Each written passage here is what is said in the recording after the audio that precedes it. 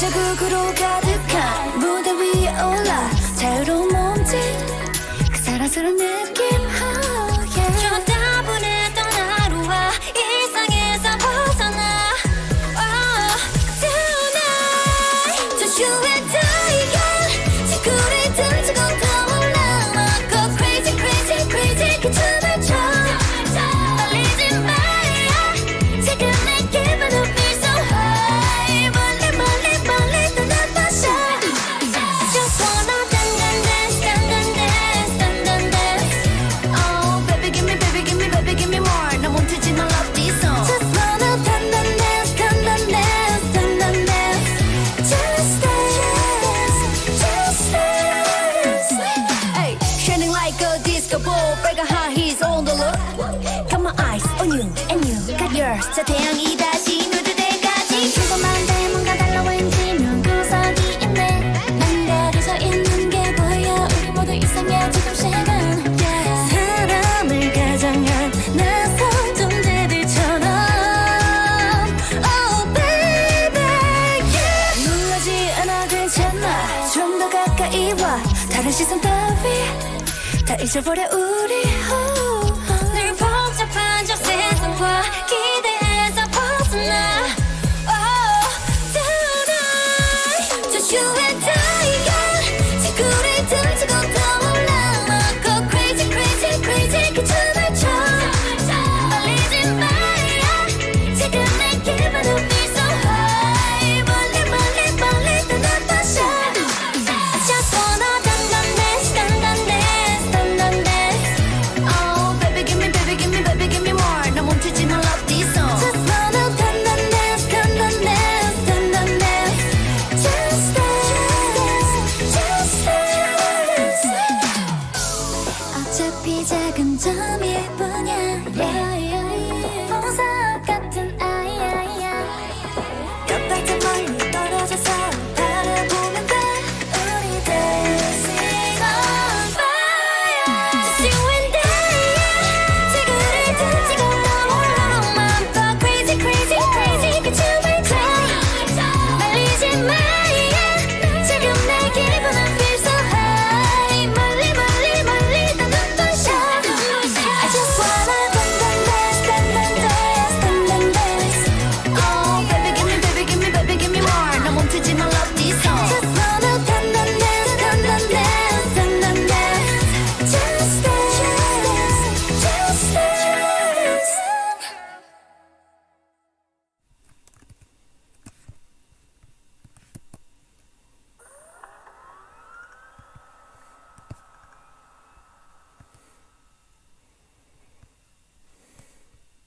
Good evening and welcome back to TIS-100 and our gradual progress through the add-on levels provided by the public, as far as I can tell. I'm sorry to report, Simon, that actually the choreography for Dun Dun Dance is not particularly impressive. So our next task is Nexus 06.786.0, the signal averager, which oh look, I had a plan apparently. How does this currently work then?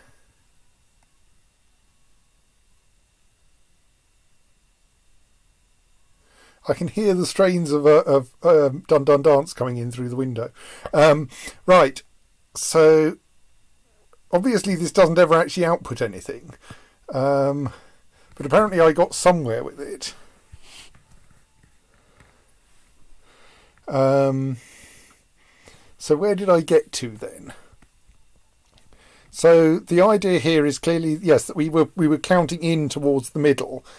The idea being that we repeatedly add or subtract as appropriate for the whatever side we're on.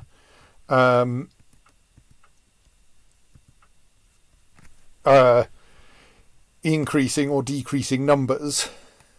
I am now going, why do we need two separate things feeding in the numbers? Can we not just feed in one supply of them and save ourselves a node?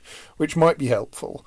Like we've clearly got a fair amount of spare capacity here. Yeah, but then we'd need to feed in two copies, wouldn't we? That's just going to... Yeah. Okay, that won't actually help us very much. So... Where does it get to...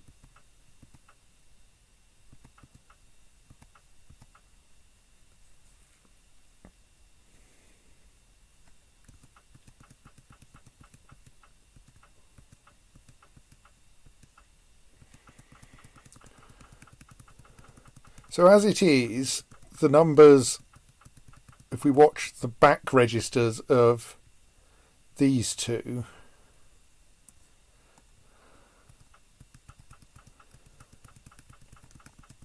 they neatly converge on some approximation to the right answer.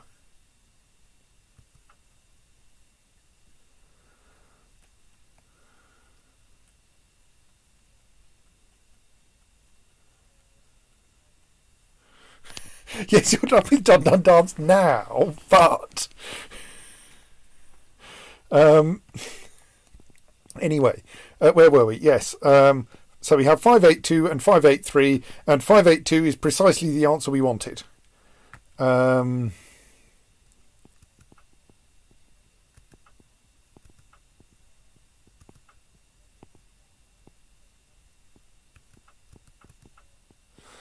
So then the question is, how do we detect that situation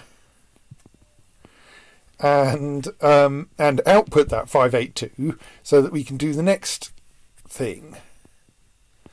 And I don't think it really helps me to I was wondering if I should just go back and listen to or rather check the transcript of the end of my previous stream and find out what I said. Because that might make things easier, mightn't it? Let's have a quick look. I'm sure Google has already transcribed it conveniently for me. Oh, no, there's no transcript. Bah! I'm going to have to think of this, think for myself again. Right, so the arrangement is that this one is mostly JROing based on this one's decisions. So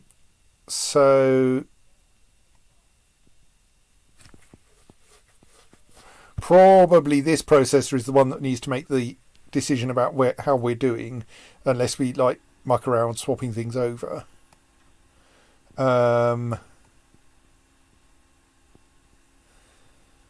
Yes, I've just remembered what these two are playing at. They're making sure that the numbers always end up the same way round, i.e. with the lowest one on the left.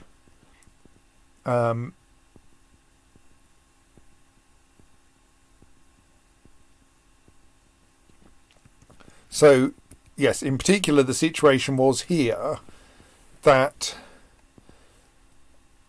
this JGZ is have our two numbers accidentally crossed over after we just did that addition or subtraction, indeed addition and subtraction.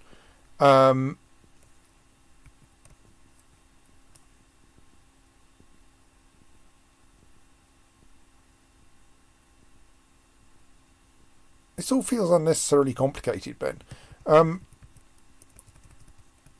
Let's try to finish this version first and then write the sensible version, in which we actually just attempt to halve the difference between the two numbers.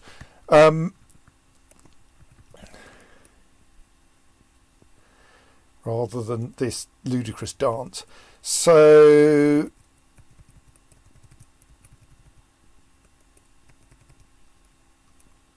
and so this is what the bit where we go, oh, we overshot, we didn't overshoot, therefore we need to no, we did overshoot, and that's the bit where we didn't overshoot. Yes.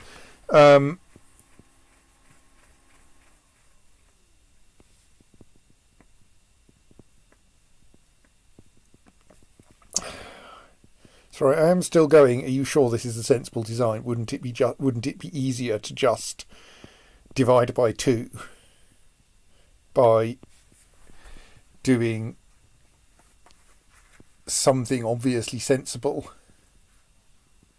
He says, overlooking what might actually be obviously sensible.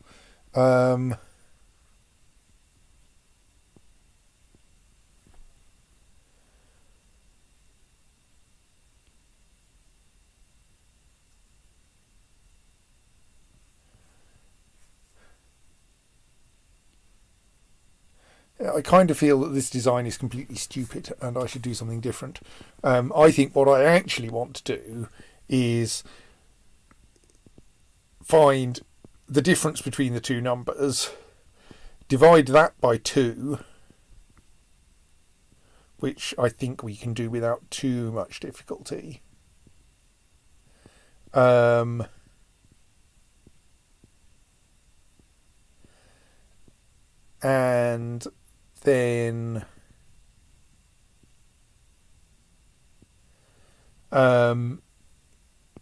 then add the smaller of the two numbers.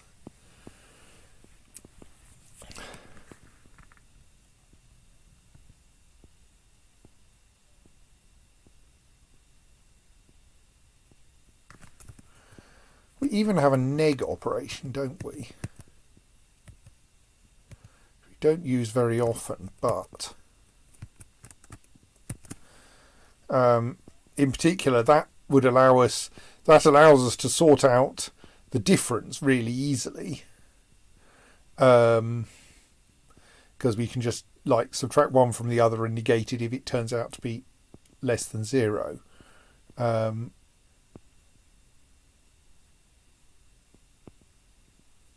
Yeah, I'm going to wipe this entire program and rewrite it from scratch.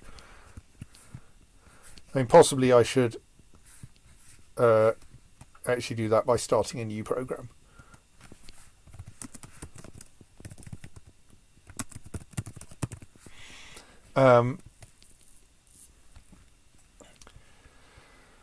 So I think we want to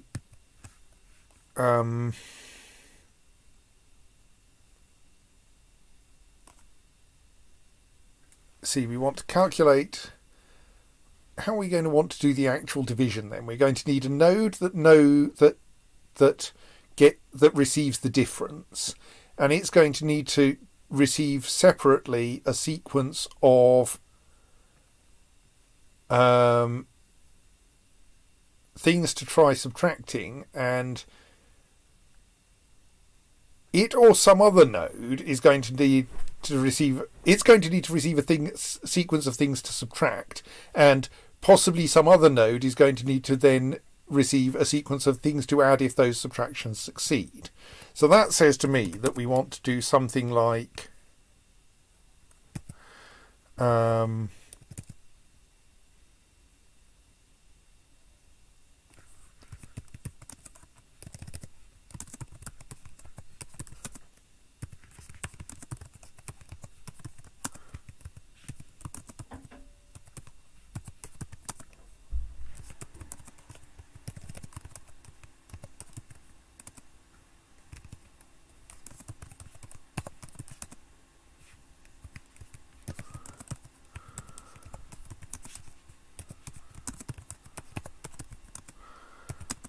this is a bit tedious, but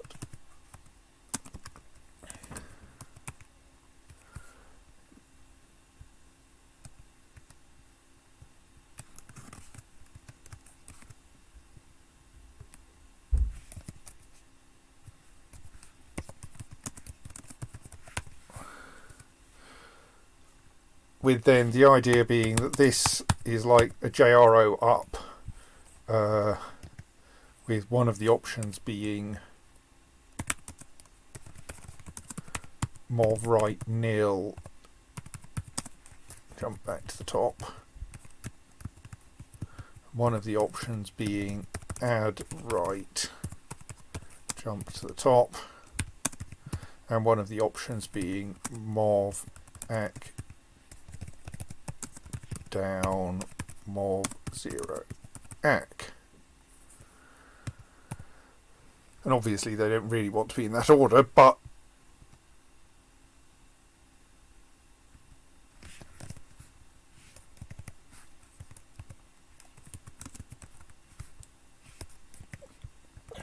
and then this one does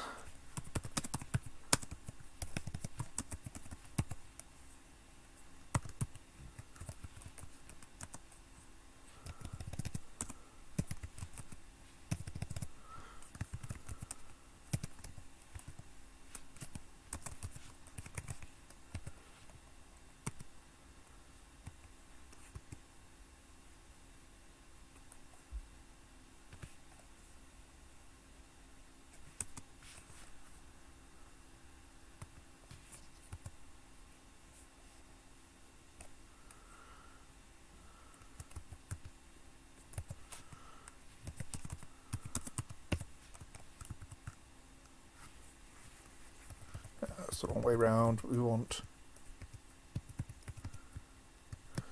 see that isn't JLZ.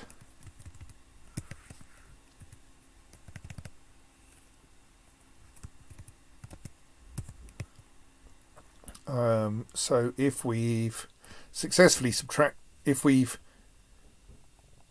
subtracted something and it hasn't gone negative, then we want to do mov 1 3 down,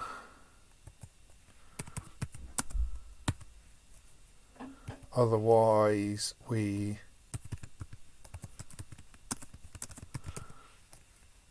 go back to where we were, and that kind of works except for like when do we terminate, which I'm not quite sure how I deal with.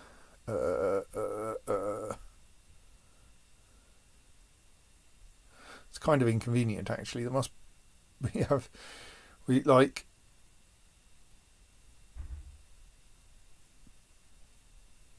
what we really want is, I mean, the obvious termination condition is the remainder is 0, but that would require us to skip the rest of the instructions in this processor, which obviously we don't have a way to do.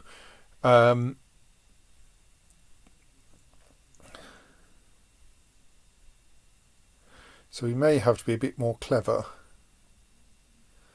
I'll think about it. I suppose one approach is we have something else do the counting, and this just becomes a JRO as well.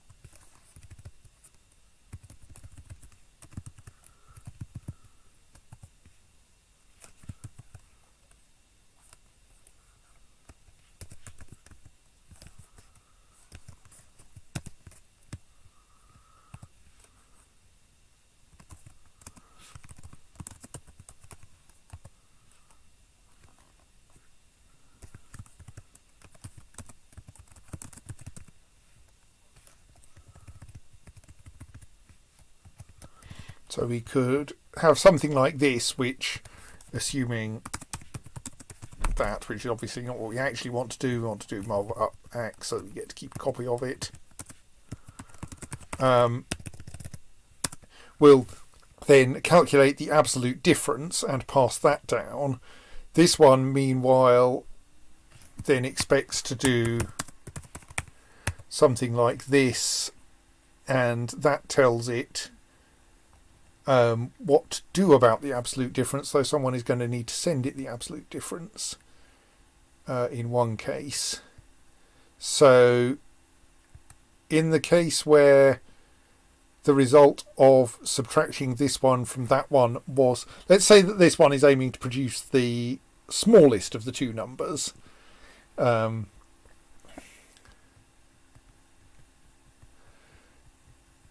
actually there should be a heft in there. So if the subtraction ends up being positive, that means the number this one already has is the smallest. On the other hand, if it ends up negative, then this one is larger. So that's the if we make that the first case, I think this will turn out best. Then we want to actually go send a copy of the difference left, so that one can then be subtracted in order to make sure we do have the smallest here. And then we pass on that smallest value downwards.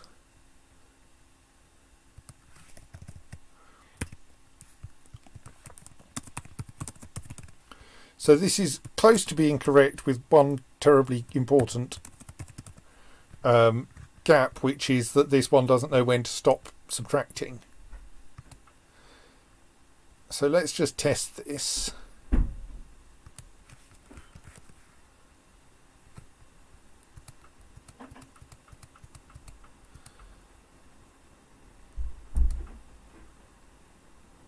So we end up with 200 is the smallest of the two numbers, and the difference is 765. Well, that's correct, at least. Now, actually, of course, now we've got a bit of spare code here, we could do our counting for a JRO, couldn't we? So if we change this loop so that it instead goes JRO up with a 1 there, stick the L there instead,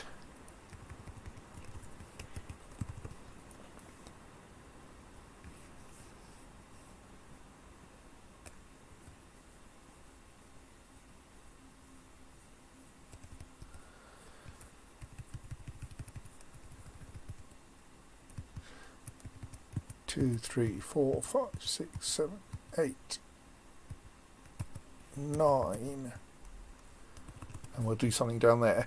Then we can go like mov 1, 2, 3, 4, 5, 6, 7, 8, 9.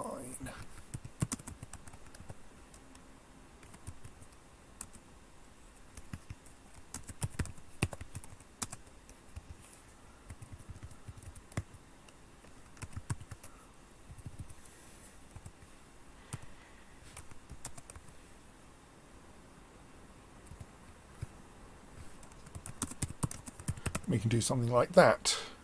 So this one handles counting the correct number of iterations through the subtraction loop, and sends 1 each time we want this processor to do another loop, which will cause JRO to go through the loop, and 9 when we finished, at which point this one will actually just signal down again.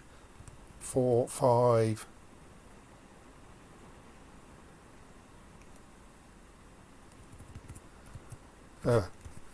So that's apparently the code I've already written for that.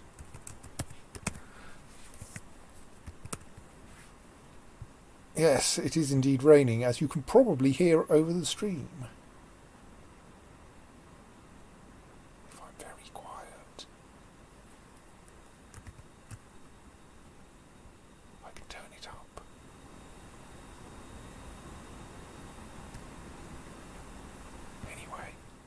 All right, let's get back to the game. So let's try playing that. Let's try running that and seeing what happens. Well, it didn't work. What a surprise. Yeah, well, obviously it's not going to work if you make that say mov up down and not mov up right. Still doesn't work. Right. Let's look slightly more closely.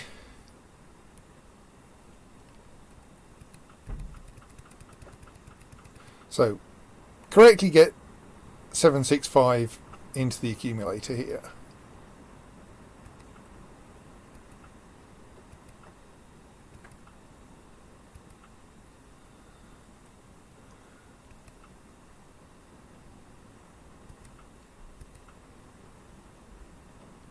Oh, what? Okay, it would help if we had that jumping back to the correct label.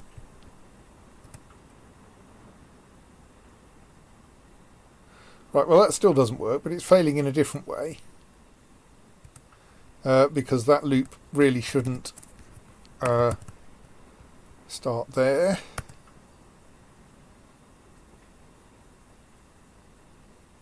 That's better.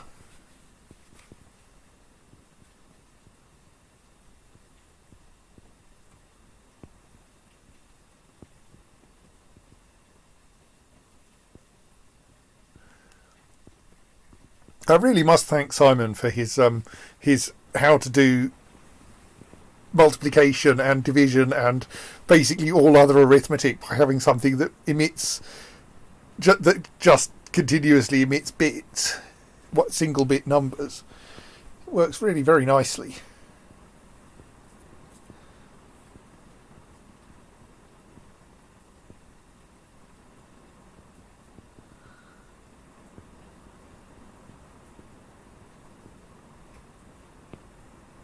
I mean, I'm slightly surprised we didn't have an off by one error, really. Like that, I was sure that 9 was going to turn out to need to be either 10 or 8. This 9 here.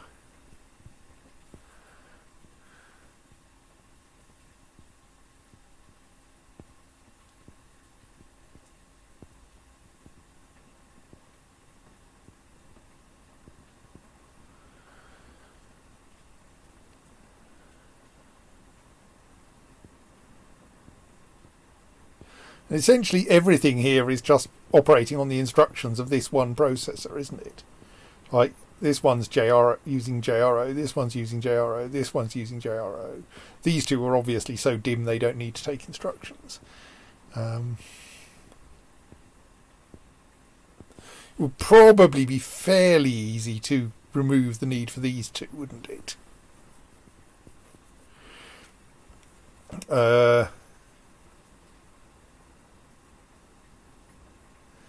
Except that something needs to remember the lowest number briefly.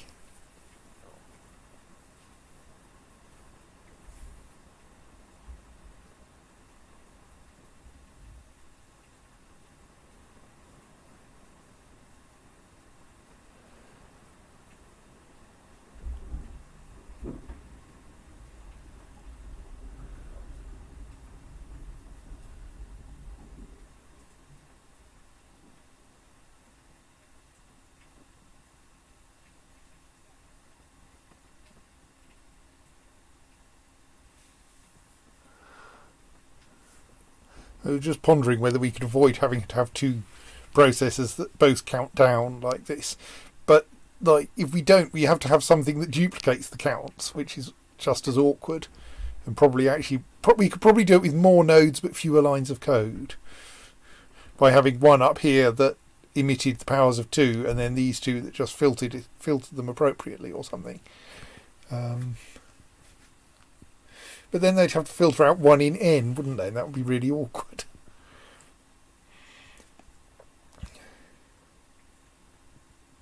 I am quite pleased we got the rounding rules right first time as well.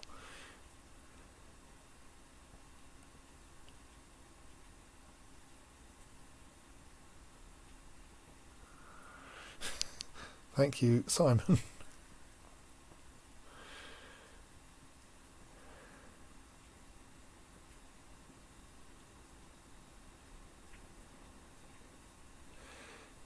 Just wondering if there are any ways I can make this slightly tighter. Actually, there is an obvious way I can make this slightly tighter, isn't there? Like, we can easily save 2 processors.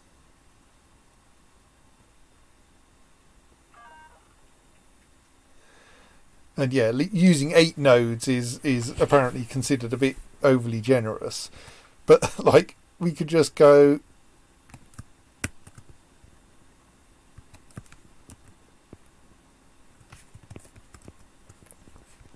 like this.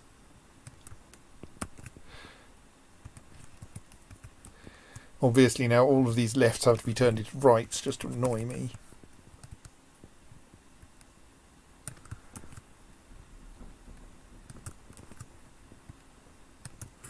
You need a rotate button that you can just, like, or, hello, I want to mirror this processor or rotate it.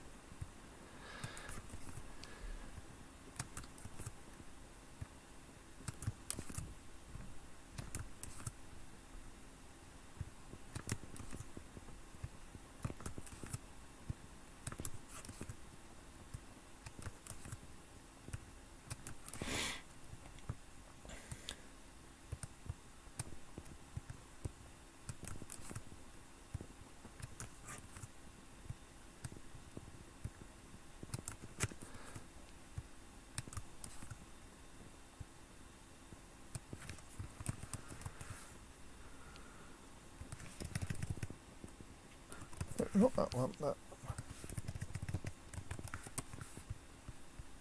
I think that should work. Oh, no.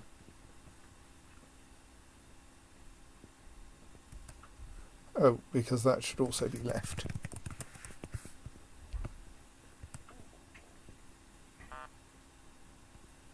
Okay. Oh, we've somehow lost our... that rather critical manoeuvre there.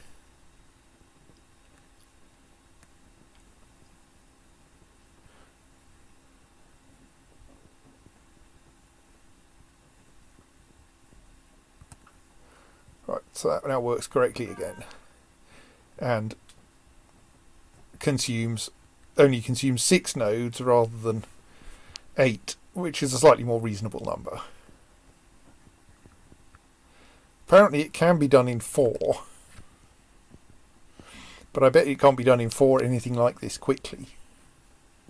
I mean, to be fair, we're doing pretty well in the cycle count with this one. It's been done faster.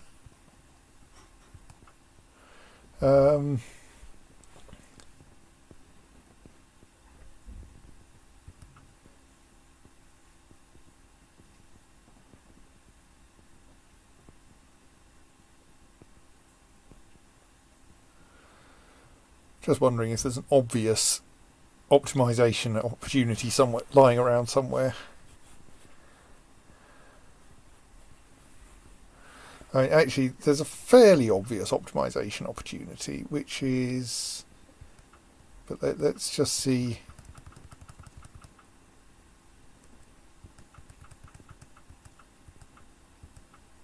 Yes, you probably can indeed just increment and decrement X and Y appropriately. Sorry, I was planning to watch...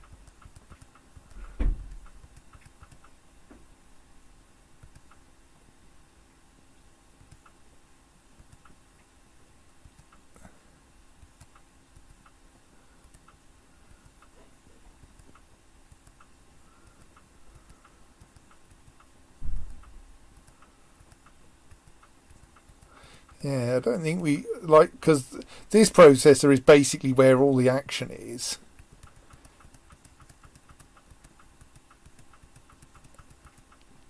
And I'm not sure we can make that any...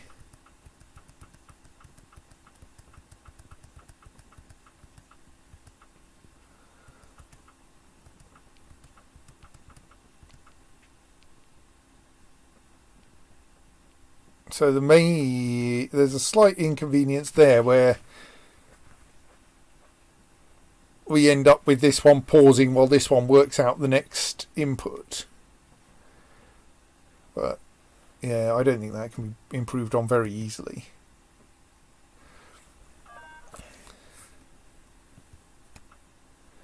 Sub-maximum selector.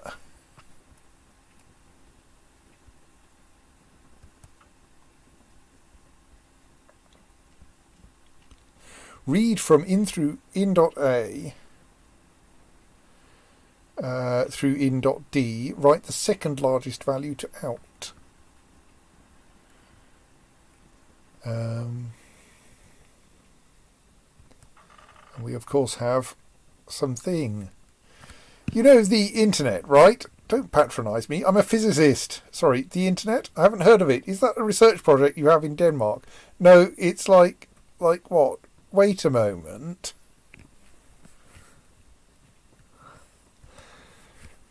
So,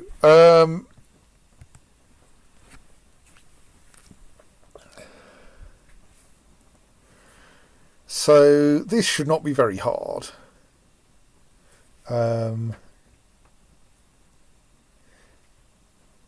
Like, obviously, writing the largest value is particularly easy. And it's slightly awkward that our output wants to come ideally from the C input rather than the D, rather than one of the ends. So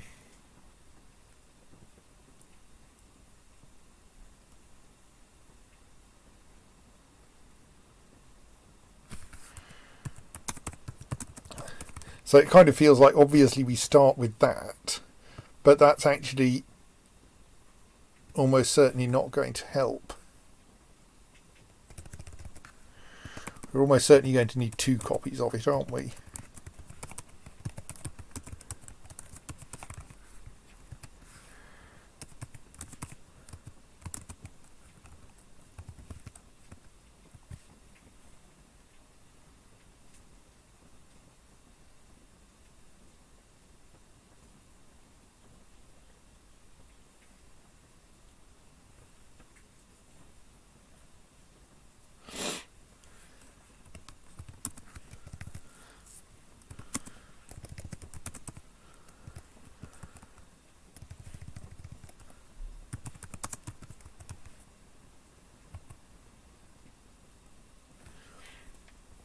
So then what should we do?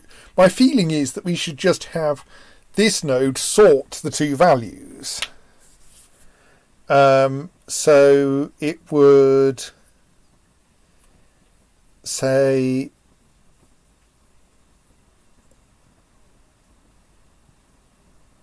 is the value so it would just output the largest one and then the second largest one.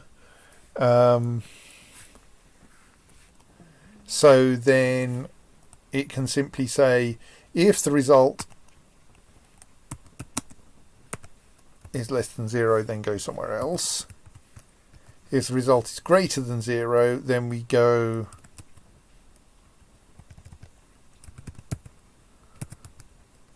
the result is greater than 0, then our processor has the largest number.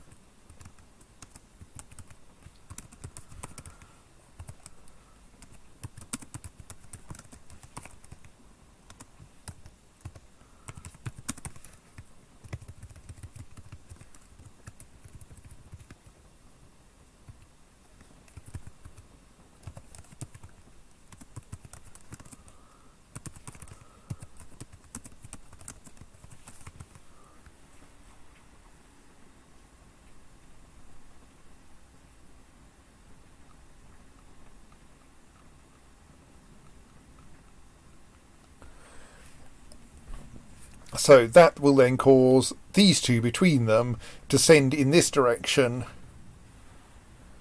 2 values in the correct order. Then I kind of feel that do we then just do the same thing symmetrically on this side? Does that help?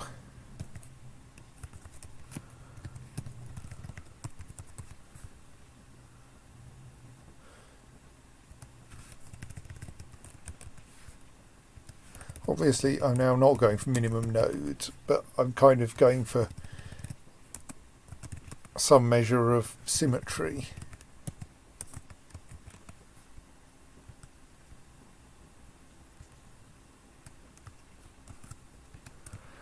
I see the Soggy's reaching more people.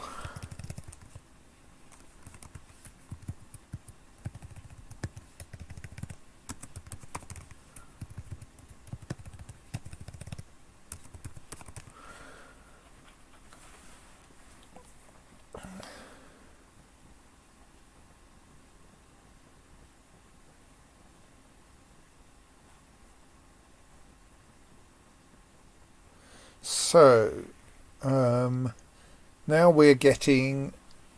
now each of these receives 2 of the numbers. So, then it could still... The second largest could still be any of the 4.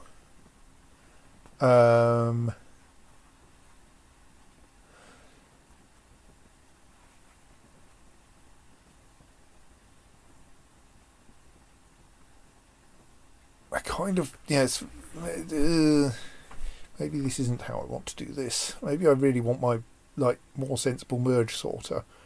Oh,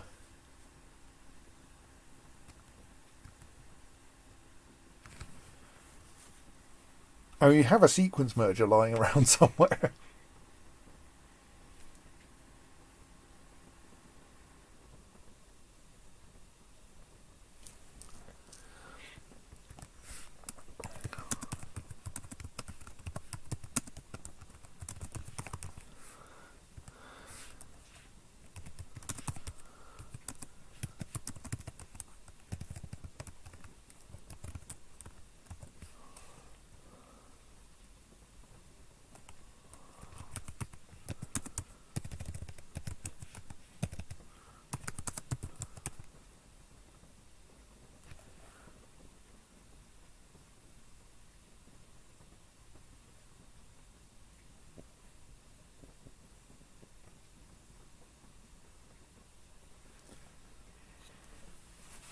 So if we do that, then we're comparing the first elements of the 2 lists. So then we want to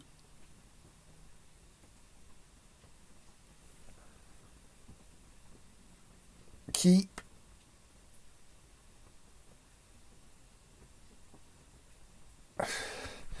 this is, yes, maybe I do actually want to try to do this by properly merging things, but then merge sorting is itself, maybe it's not so painful. Yeah, let's change my mind about what I'm doing here. We'll keep the 2 left-hand processors, but let's try to keep advancing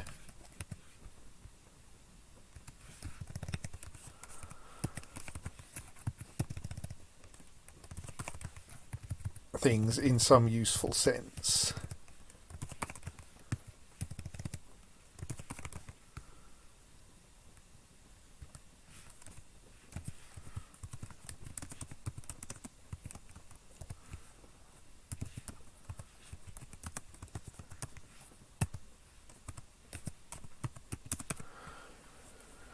So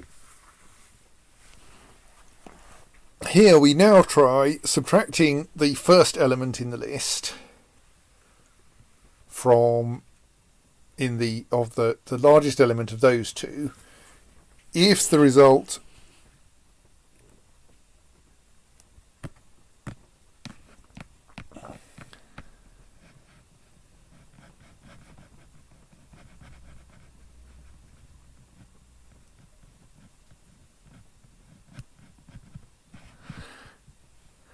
So I'm saying, making me think of the GSL group format used in StarCraft tournaments. 4 players pair off for 2 opening matches. The winners play for first place, the losers for 4th place, and the remaining 2-player decider. And obviously the results of that decider would give us our 2nd place.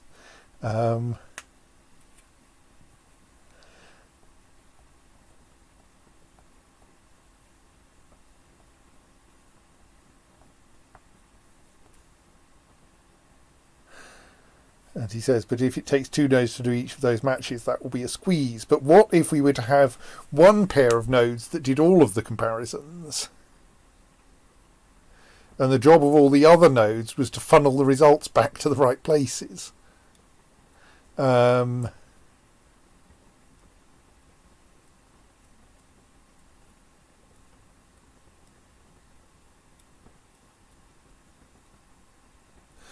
I mean, that sounds a highly amusing plan.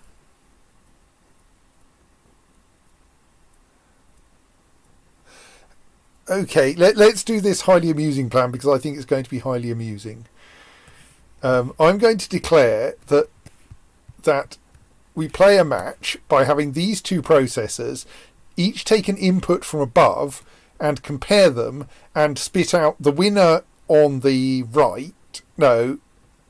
Yes, the winner on the right and the loser on the left.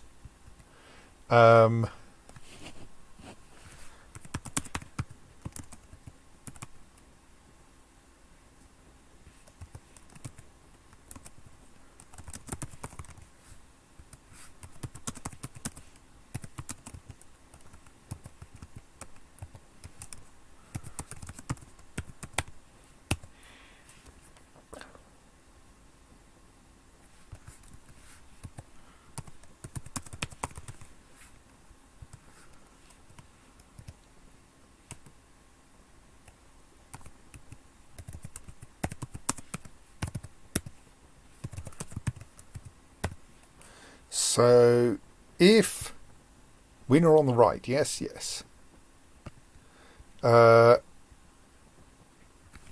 So, if we end up, after subtracting the left one, with a positive result, then we're going to end up going mov, or rather swoop, mov ac right.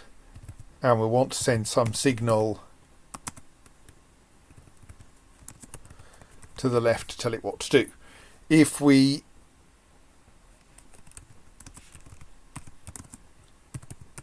this side loses, then we have to swap the two numbers over.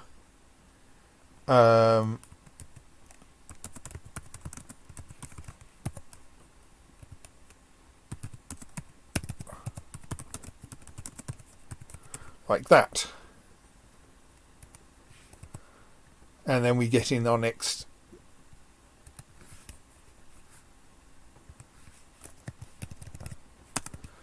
tournament or next match. So in the case of one, we are just going like that and going back to the top. Yes, we need a jump T here, don't we? And in the other case, we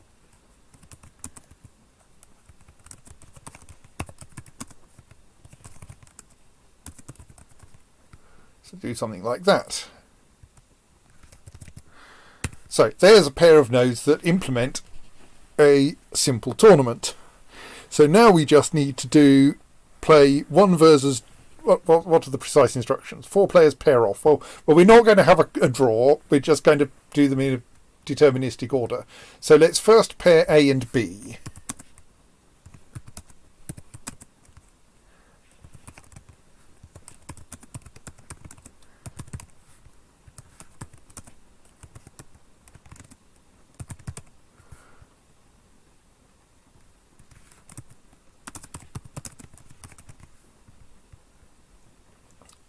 So let's just confirm that that works correctly. This should run up to the point where we spit out the smaller of A and B on the left, which should be 81, and the larger of A and B on the right, which should be 91. Yep, good. Then we need to pair off C and D.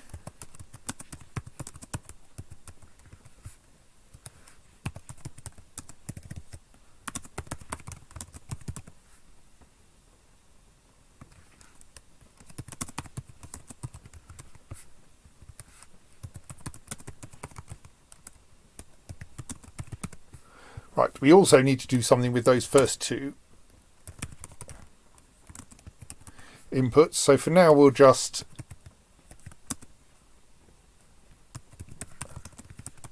save them. So this should now crash again after comparing C and D, putting out 45 to the left and 48 to the right. Well, that didn't work. What's going wrong here? Oh yes, we need to make sure that these two processors crash so that the whole system seizes up early.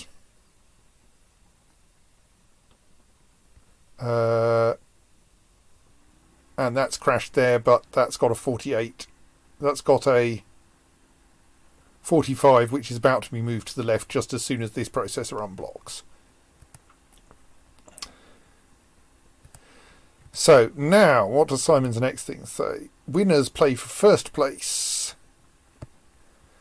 So the winners are the ones that came out on the right. No, hang on. Yes. Winners come out on the right. So then we need to pass. Both winners need to be looped back around.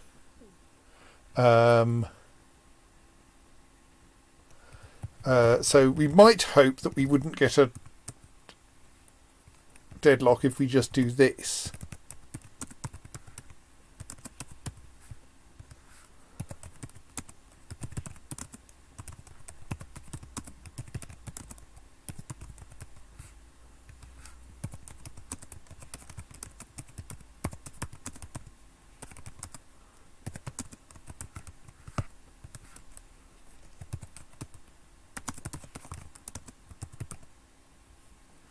So that's the two winners playing one another. We definitely have a slight problem here because we need to make sure we've actually stashed the losers while the winners are playing. So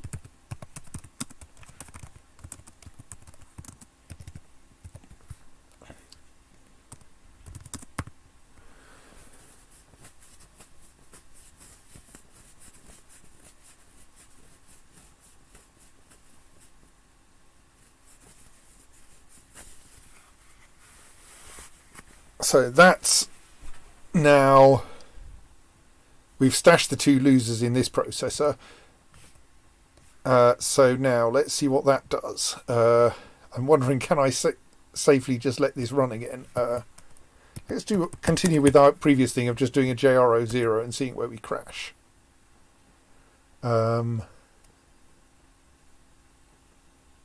So at that point, we've just had the two winners play one another, which is 48 versus 91, and we've got the answers in the right place. Excellent. Now, the one that's turned up on this side, of course, is in first place, which is of no use to us. So let's just discard that one.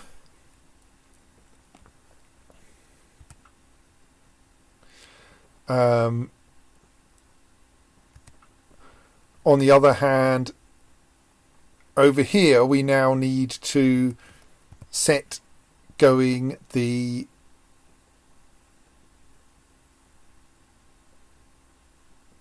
I'm just thinking, no, let's don't pay attention to anything you've done before. Keep moving. So now we need to send the two losers around for the losers. Losers final. So doesn't actually matter what order they go in.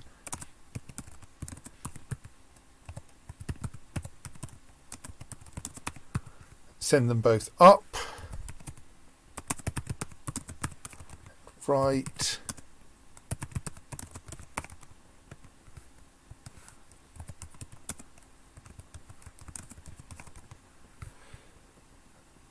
I just think it's slightly safer to send the first one right.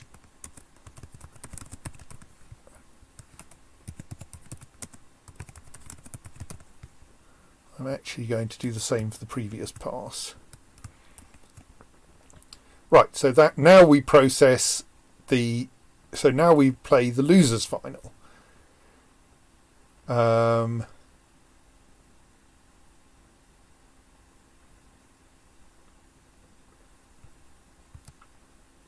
Do we actually get as far as the results of the losers final? No. because I'm slightly confused by that. Yes, because this one we need to process the loser of the winner's final in order that this processor can start working on the loser's final.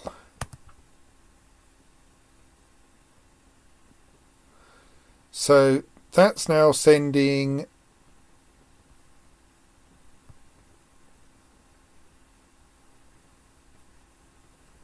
so 81 should be the winner of the loser's final. That's correct. Good. So I think that now means that we're up to the point where we crash just as the results of the 45 is waiting to be copied across to the left. So just as we're waiting for the results of the loser's final. So the loser of the loser's final comes fourth and is thus of no interest to us. The winner of the loser's final is, on the other hand, of interest because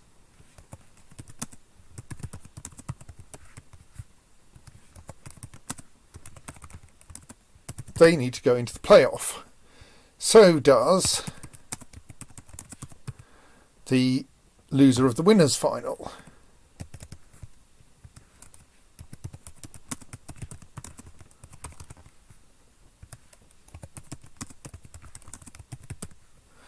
And the winner of the playoff, the loser of the playoff, then needs to be discarded.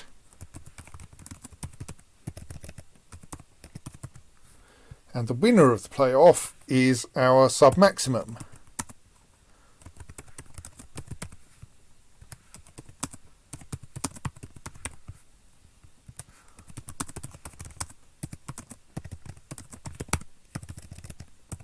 And there's our answer. Let's just remove those two JRO zeros.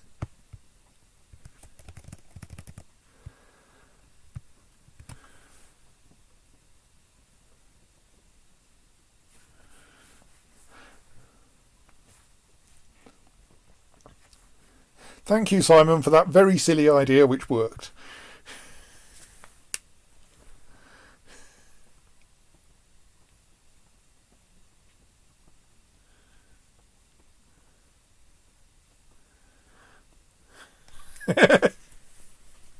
Simon says, never say watching esports is of no practical use.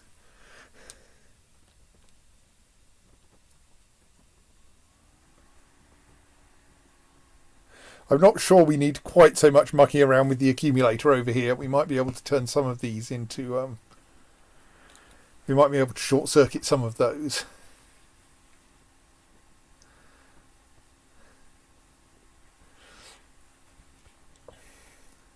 I'm fairly sure that my previous attempt at this was not quite so ludicrously inefficient.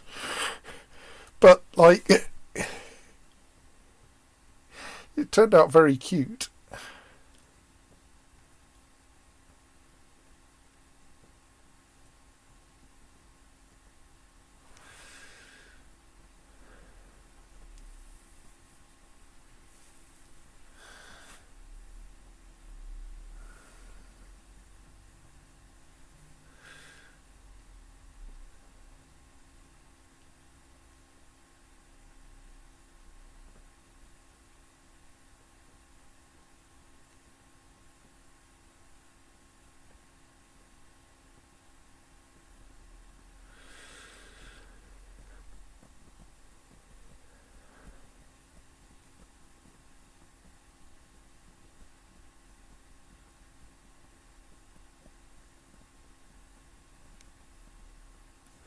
Right, I think we'll just click fast.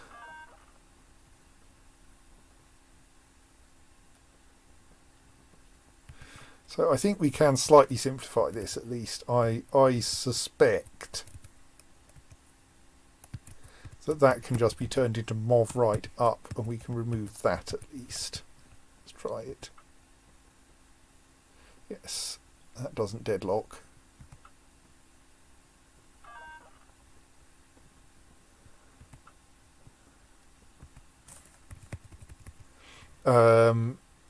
but I very much doubt we can avoid.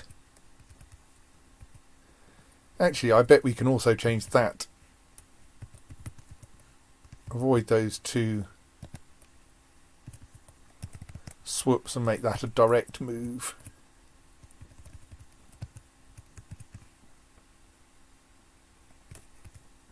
Now, what have I done? Right, yes. So turn that into that. And then obviously the two swoops are unnecessary. Does that work? Yeah.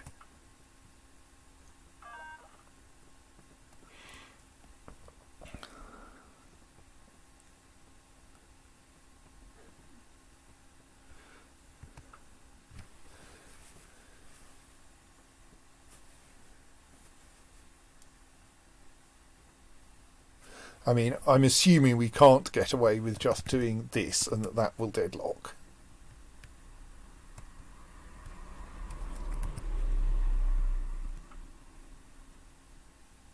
Oh no, maybe not. Gradually reducing the instruction count. Thank you, Simon.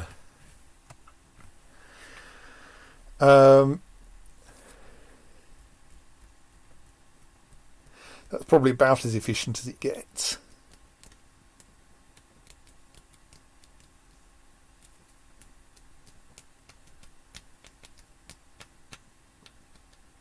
I mean, about as efficient as it gets while doing something in this particularly silly design.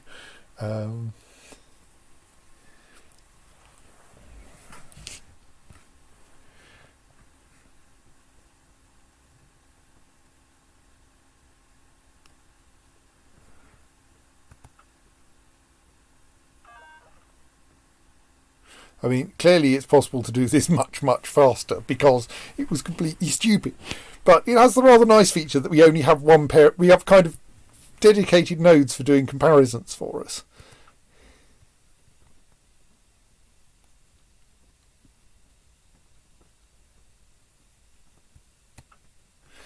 Decimal decomposer with a fairly obvious implementation, apparently.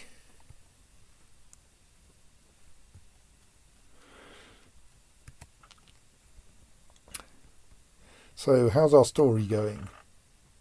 Okay, sorry to do this. What year is it? 1988. Why? It's 2004 here. Oh, all right. That's a mistake, right? Not necessarily. How much do you know about quantum entanglement? So, read a value from in, write the hundreds digit to out.x, write the tens digit to out.y, write the ones digit to out.z. Seems pretty simple. There's a single instruction to do this in the Shenzhen IO version of these processors. Isn't a single instruction to do it here, though. So, I mean, it does feel like there's a really obvious approach to this. You, like, repeatedly try subtracting 100, 200, 300, etc.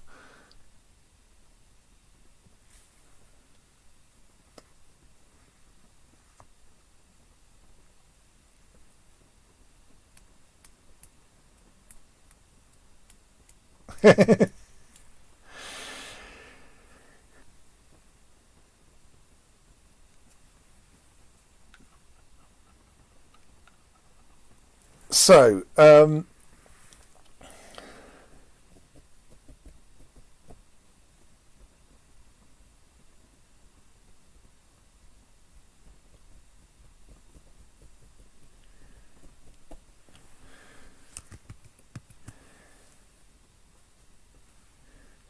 we're going to want to. I mean, so our usual approach to repeated subtraction type things. I am going, can we do this using the standard Simon trick? But it feels a bit OTT for this job.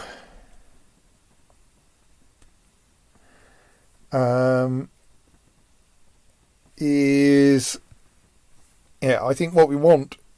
So the usual approach is we have one thing that feeds in our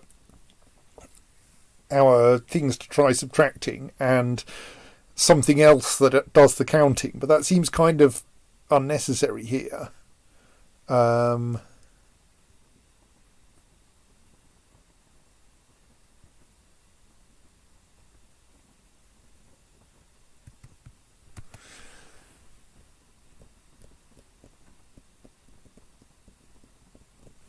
So we go.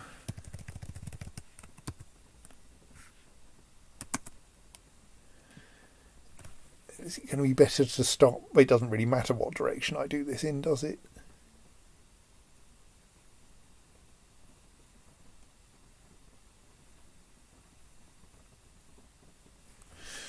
So I'm now going. Do I do something like? Just because we do everything in binary.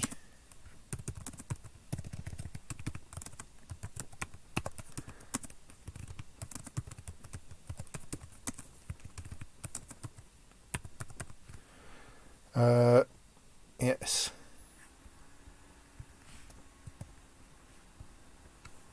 But then we have to have something that counts to 4.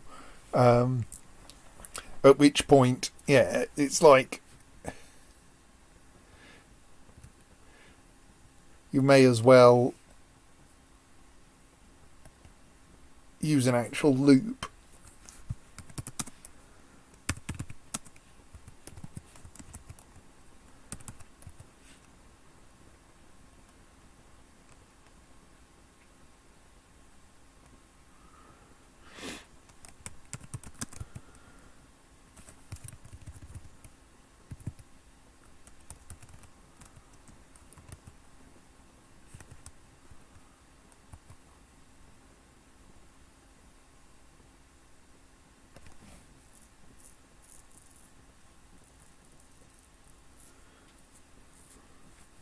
So I'm just kind of going, how do we want to do this?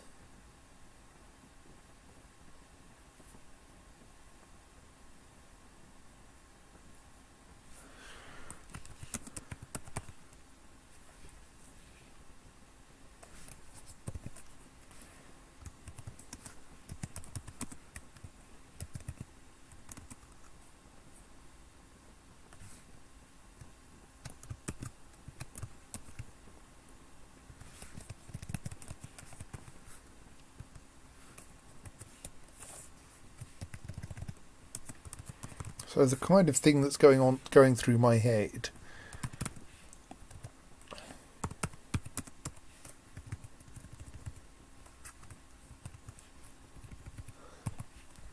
is that then this one adds 1 each time.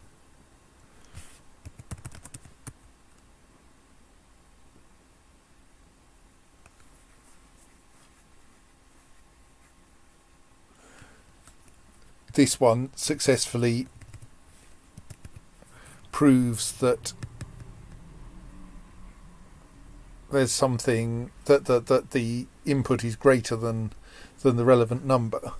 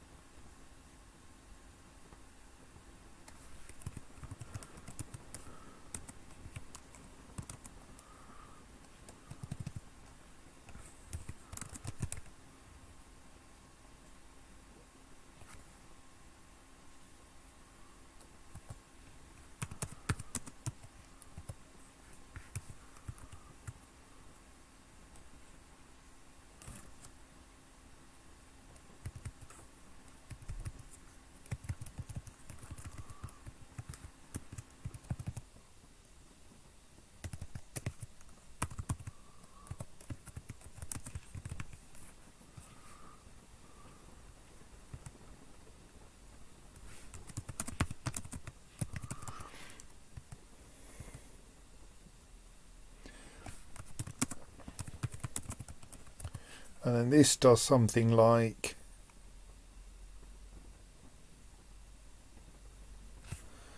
then there's this awkward thing of we have to know when to reset. But that's actually not a problem.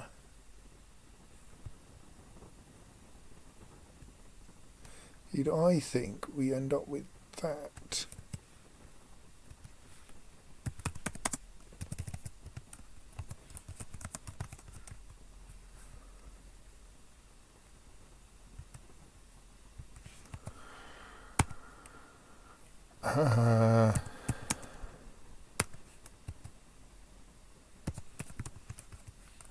So then if, having subtracted our potential hundredths digit, the result is positive, we say, no, that's not big enough, try again.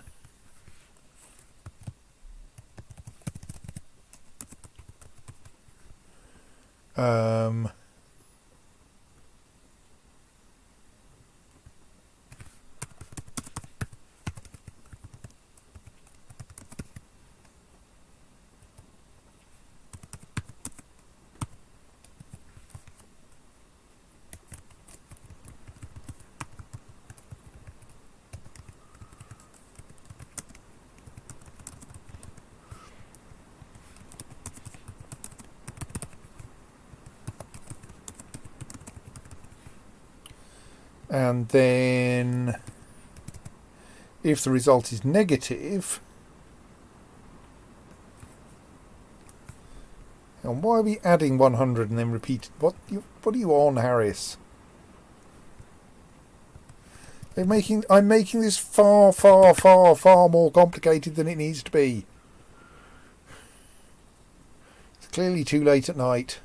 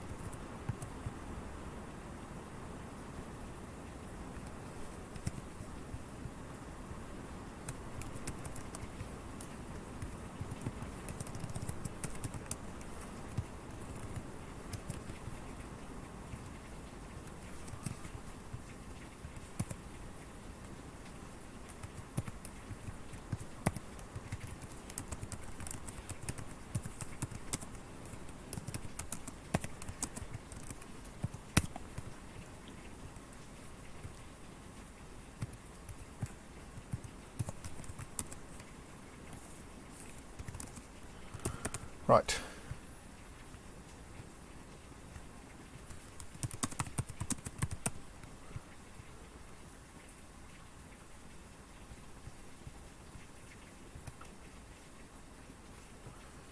That's a good start.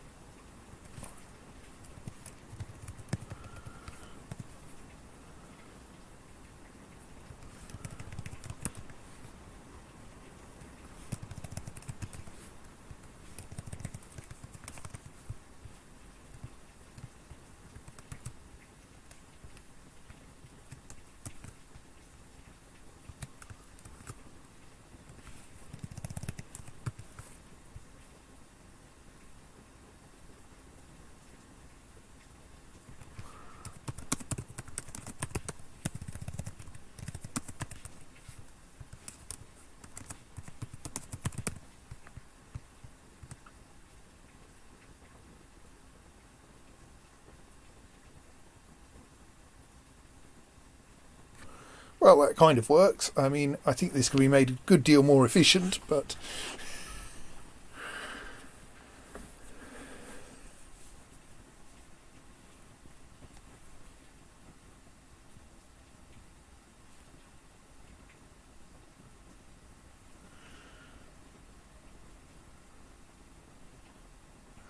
And in particular, we have like 4 nodes that are doing very little of any use.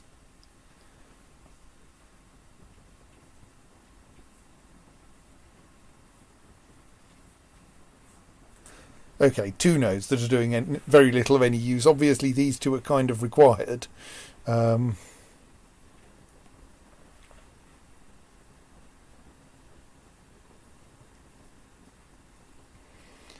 Because something needs to be connected up to out.x and out.z.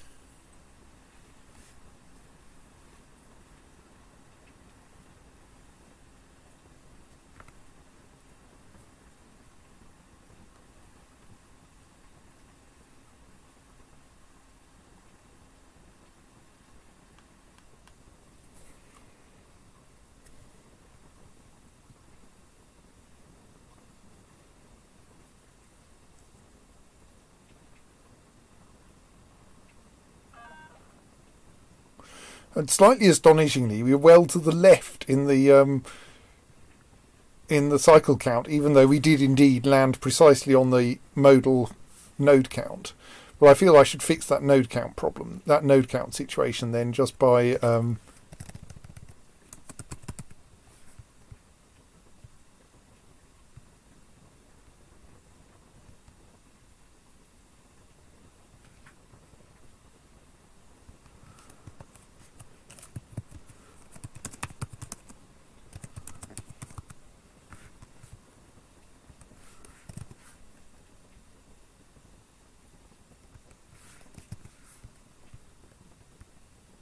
there. I think that should work. Oops.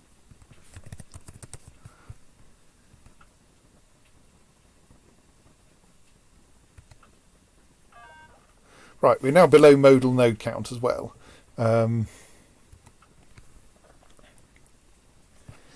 Getting rid of this node will be slightly trickier.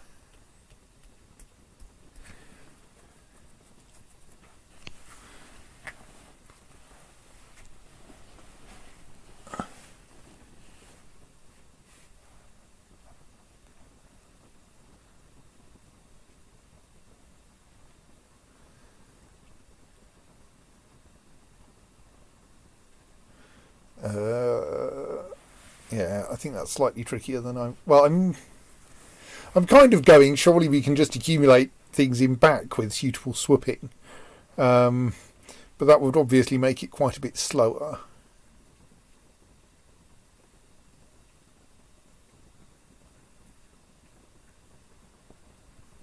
So where are we currently for speed? 1268.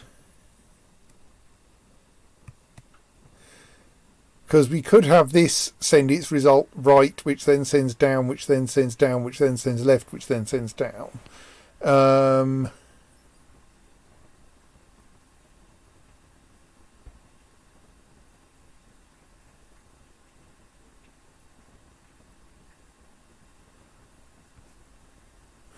Wouldn't be too painful, actually, would it? We'd go...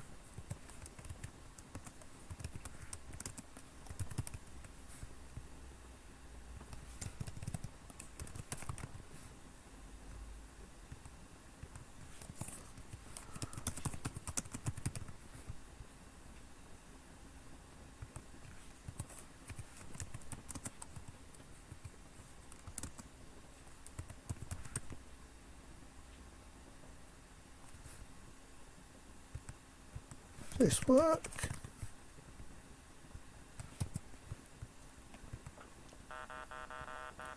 Really not. Yes, that's in completely the wrong place, isn't it?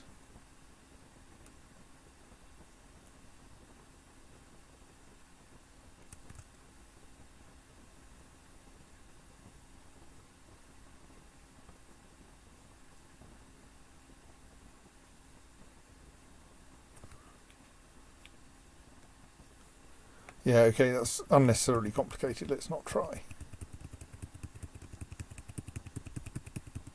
Undo back to the last version that worked.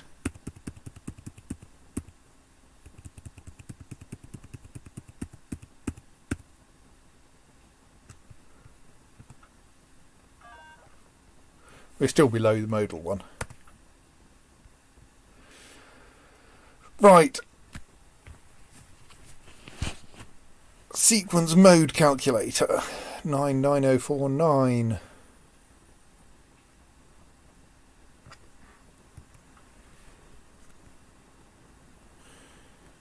Have multiple stack memory nodes. Interesting. Hello? Hello? Carol? Randy? What? This is Randy. Oh, Uncle Randy has turned up.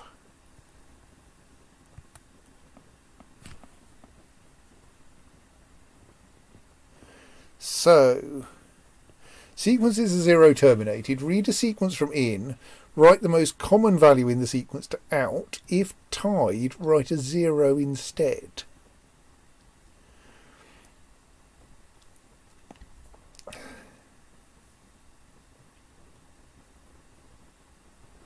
So, we are not told what the largest possible value is.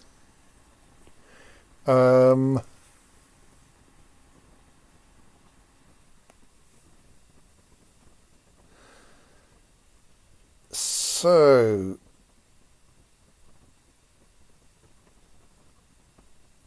but obviously we keep a histogram in the stack memory nodes and shuffle that histogram back and forth as necessary.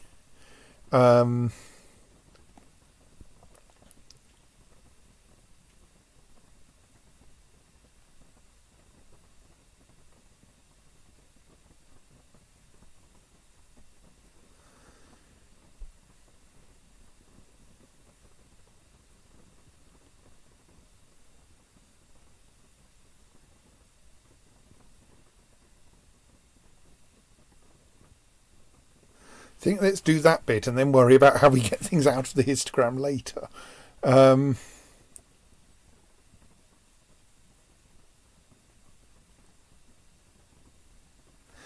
Yes, Jacob says, this pair of stacked nodes arrangement is very tape, isn't it?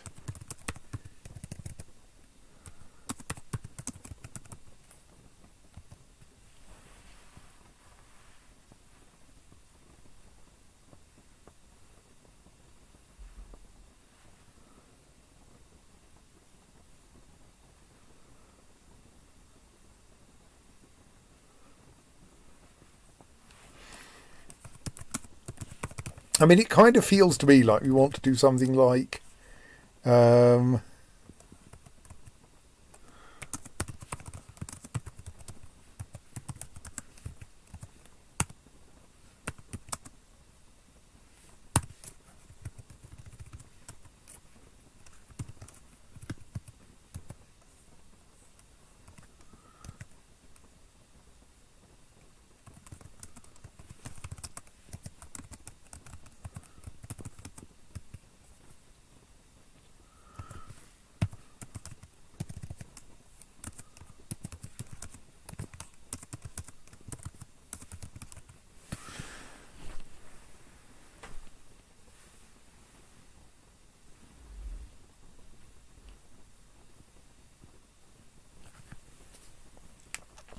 so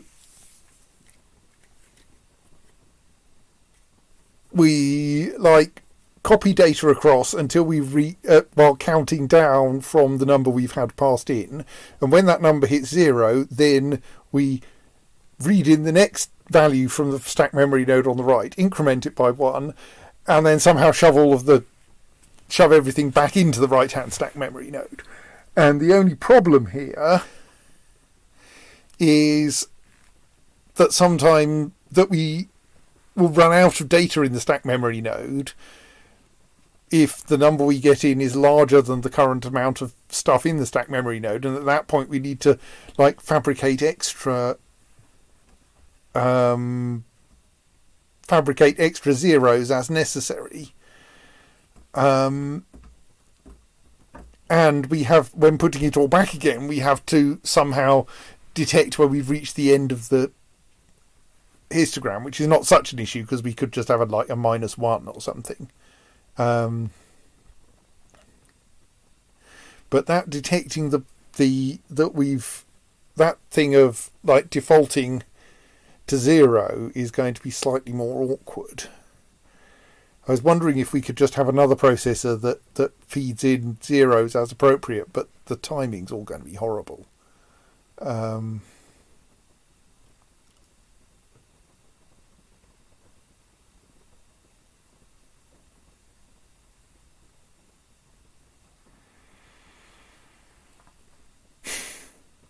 Well, I mean, I say that it is so tempting to go.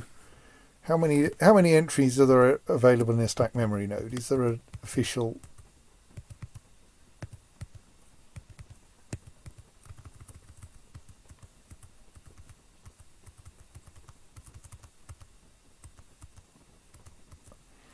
Where's the documentation for the stack memory node hiding? There. Refer to the model-specific manual to find the capacity of the stack memory nodes in a particular device. Okay, well, the largest number in here is 5.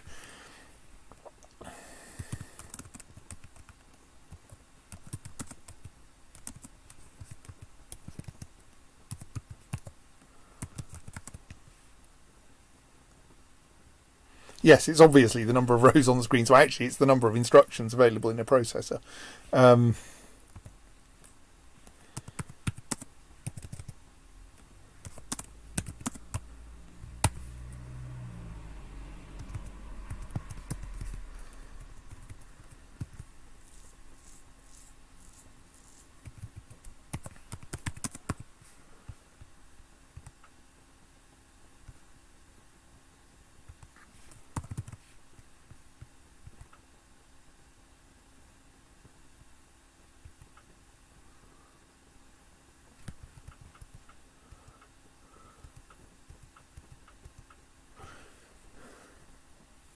So sadly this trick doesn't work unless we actually shovel all of the contents of the stack memory node to the right. To the left, rather.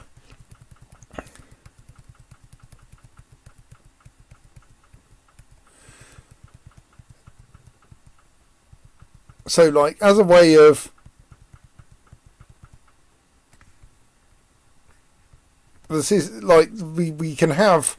This stack memory node gets filled up by this node for the first pass, but the problem is that if this one starts shoveling data back to the right, then this one had better have finished before that happens. On the other hand, if this just keeps copying, then that would be fine, except then it has to work out when to stop, because it does have to stop eventually.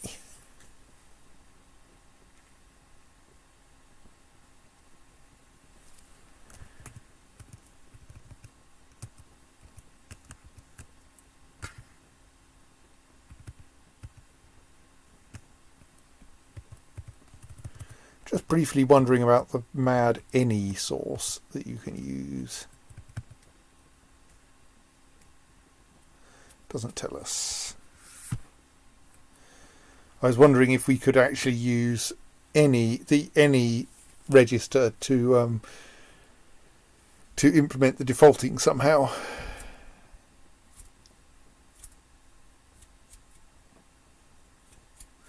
I'm kind of inclined to say this one's too complicated for this late at night, and I should do this at the start of the next session. Because I think this one is going to be quite fiddly. Unlike the previous ones, which we basically hit with various entertaining kinds of brute force. So I think I'm actually going to say, let us not try to finish this one tonight. We will do modes next time, having done means this time.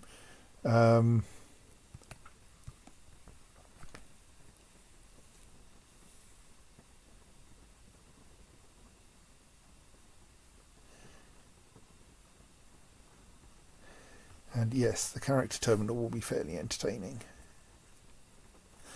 I don't remember things like prolonged sequence sorter. I'm fairly sure I've done the character terminal.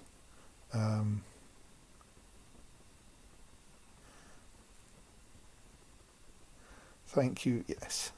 Right, So yes, we will go to bed now. Well, I'm in bed already. We will stop. We will go to sleep now, and come back probably on Sunday for calculating modes. So good night.